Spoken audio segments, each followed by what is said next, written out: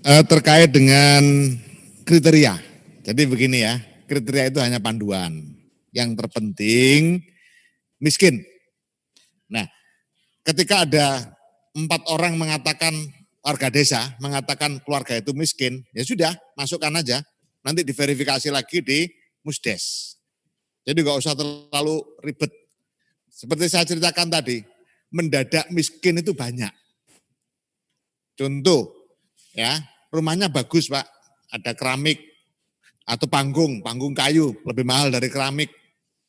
Tapi nggak punya sumber penghasilan sama sekali, gara-gara COVID-19. Nggak punya aset yang bisa dijual untuk dimakan. Masa mau jual rumah untuk makan? Nah, itulah yang dimaksud dengan mendadak miskin. Masuk kriteria. Jadi ukurannya moral. Ya, kalau 4-5 orang mengatakan itu keluarga miskin dari kelompok pendata, ya masukkan aja. Nanti kan diverifikasi lagi di Musdes.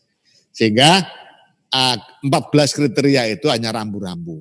Yang penting dia belum dapat PKH, belum dapat prakerja, belum dapat bantuan pangan non tunai dan kehilangan sumber penghasilan rutinnya.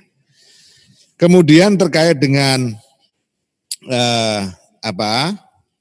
non tunai, ikhtiarkan dulu Pak, diikhtiarkan dulu.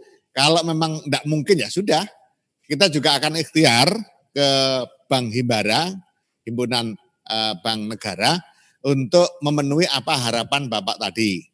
Misalnya boleh tanpa saldo, tidak dipotong administrasi dan seterusnya. Akan kita sampaikan, mudah-mudahan bisa. Karena ini juga situasinya darurat. Karena begini Pak, ini penting untuk inklusi keuangan kita. Dan penting untuk ke depan, supaya pertanggungjawaban penggunaan dana desa, pertanggungjawaban APBDes itu menjadi lebih mudah. Bapak Ibu sekalian yang saya hormati, kemudian LPM untuk melaksanakan tugas-tugas relawan tadi, monggo silakan, boleh. Yang penting tetap masuk pada konteks relawan.